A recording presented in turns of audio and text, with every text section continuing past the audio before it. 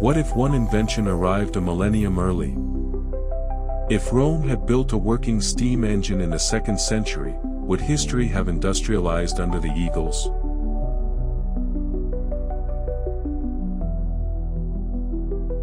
Here's how we'll explore it. First, the verified record, then one switch point, and finally, the ripples it could make.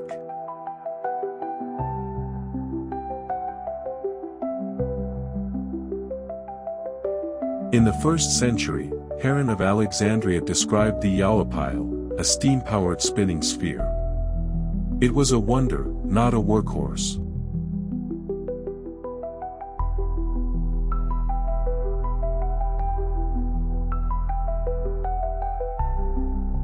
Rome already mechanized water.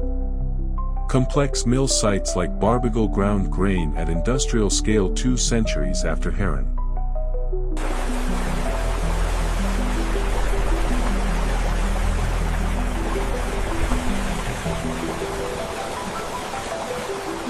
They also built force pumps, pistons, cylinders, and one-way valves in bronze and wood, proof that pressure and flow were more than theory.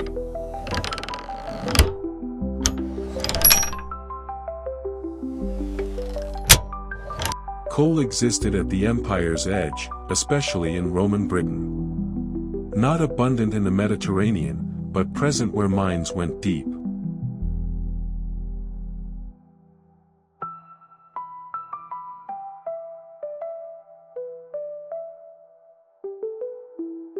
So the parts exist: steam rotation, water power at scale, pistons, and some coal.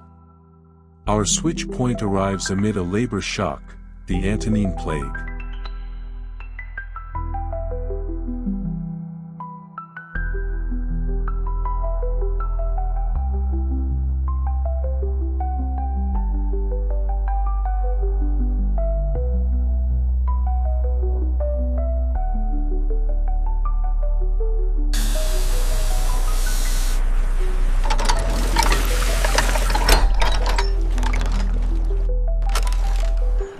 AD 165. Labor collapses under the Antonine plague. Alexandria's tinkerers look for force without muscle. In a metal shop near the museum, artisans join 2 known tricks: steam that spins, and pumps that breathe. The idea is simple: use steam to make a vacuum, and let the air push.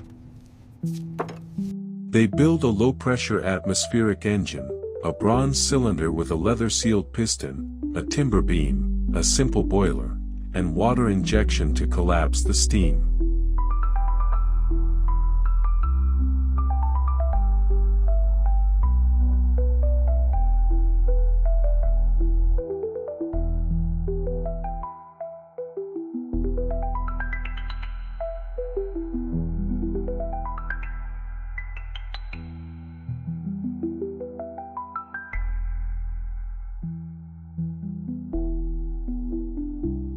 Step 1. Open the steam cock. Warm steam fills the cylinder and drives out the air. No high pressure, just heat.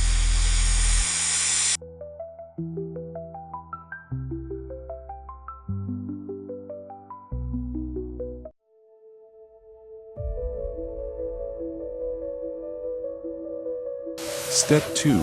Inject cold water to collapse the steam. A partial vacuum forms. Atmospheric pressure pushes the piston down, the power stroke.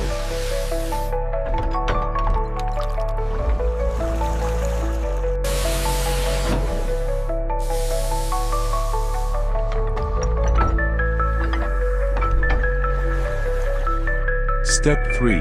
Close water, reheat with steam, and counterweights lift the piston back. A team works the cocks and keeps the rhythm: clang, hiss, thump.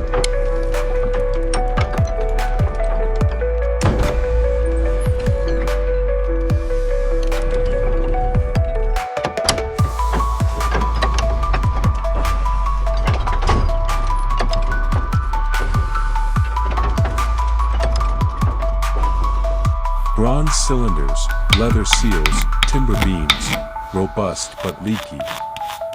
Low pressure keeps it safer, yet hungry for fuel and maintenance.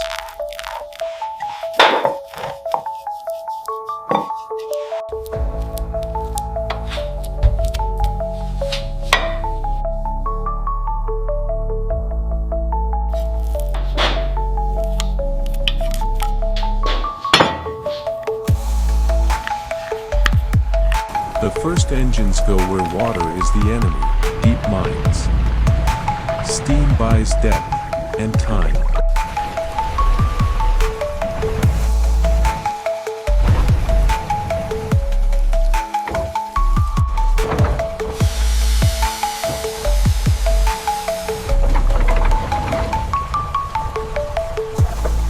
With mines kept dry, Britannia's coal seams open wider.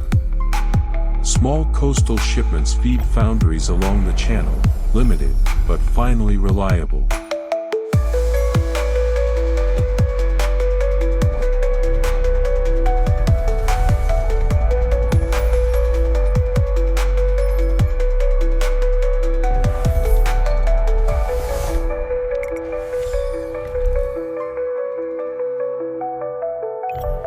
Cheaper fuel lowers iron's price.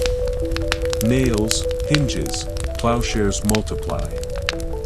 Some workshops experiment with coking, baking coal into a cleaner, hotter fuel.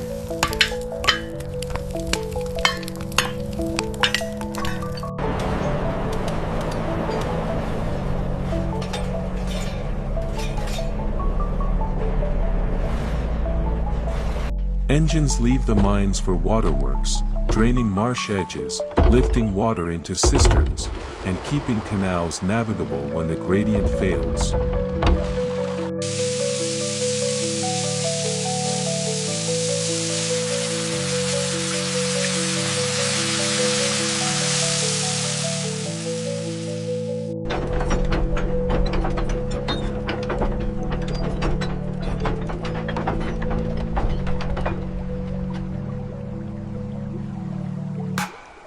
Steady fuel turns pottery and glassworks busier. Coal is smoky, so flues lengthen and chambers baffle the soot. Output rises anyway.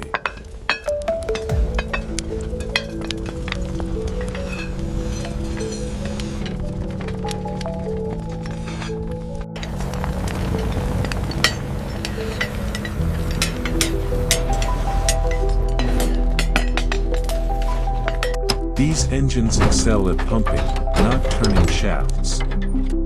So workshops couple beams to bellows and trip hammers, reciprocating jobs that like a push and pull. Rotary power still rare.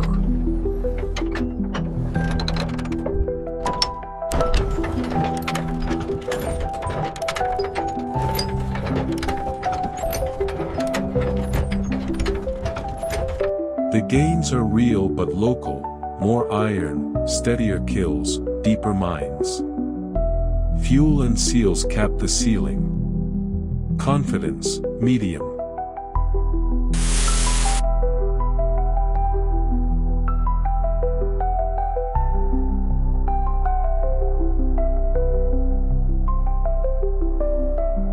With labor scarce and engines touchy, skilled hands earn more. Some estates keep fewer enslaved workers and hire trained operators, not from kindness, but for uptime.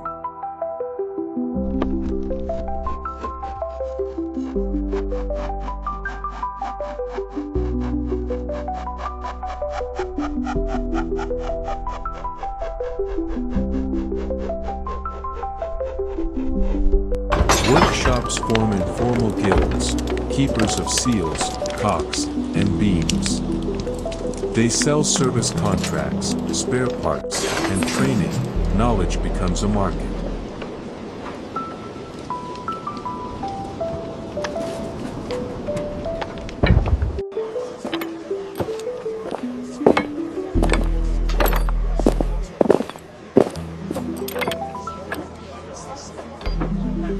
City councils and contractors share costs, engines at locks and marsh edges paid by tolls and grain levies.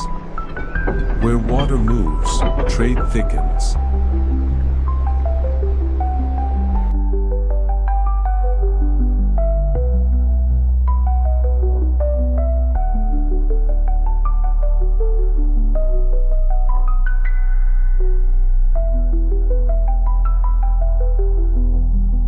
Coal sheds rise near windy ports. Timber yards stock beams and boiler staves. Small coastal hops stitch a belt of busy workshops.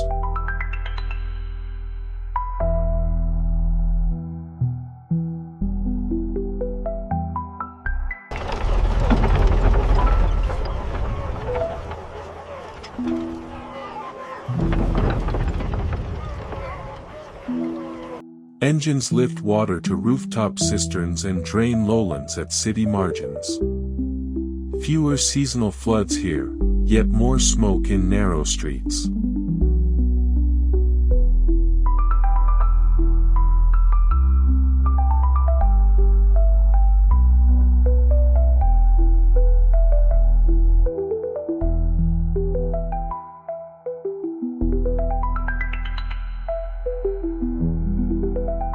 Foundries and pump keepers profit.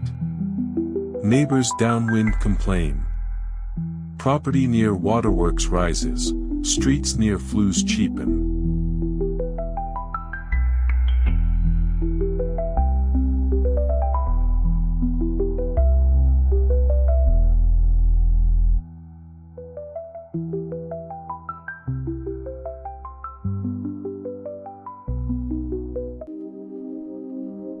Urban gains come with costs, smoke and upkeep. Still, water security and workshop density grow. Confidence, medium.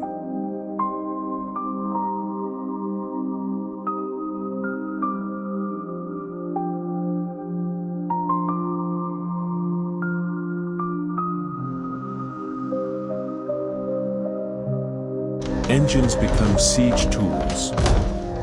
Moats drain faster, saps stay drier, and siege ramps rise sooner. Time, the besieger's rarest weapon, shrinks.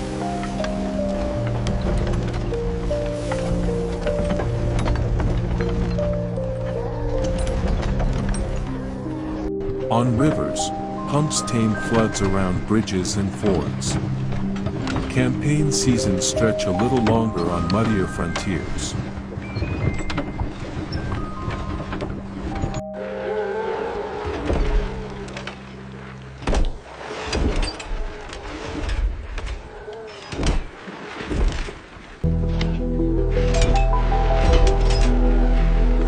Each engine needs fuel, seals, and smiths. Coal outposts on the channel grow vital. Wagons move leather and bronze like munitions.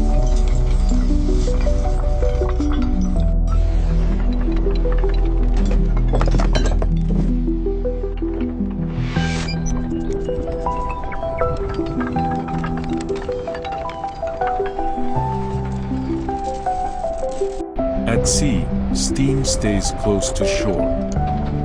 Engines drive capstans and small tugs inside harbors, useful, but too heavy and hungry for blue water.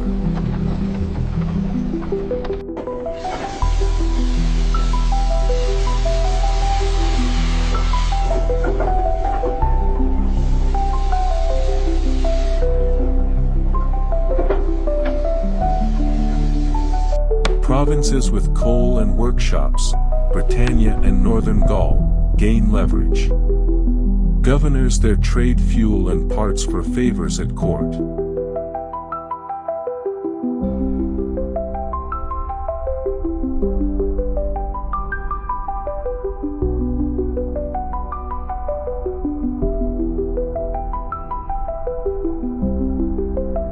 Engines sharpen Rome's engineering edge, faster sieges, sturdier bridges, steadier ports.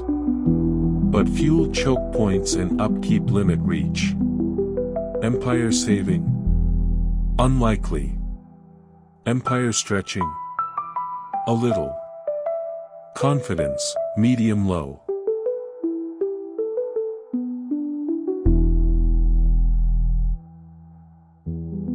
AD 165, an atmospheric pump appears in Alexandria. By 200, the first mine engines work in Roman Britain. By 250, kilns and foundries burn steadier fuels across the channel.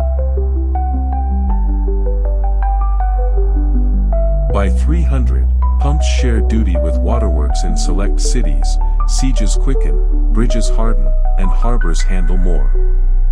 The gains cluster where coal and skill align.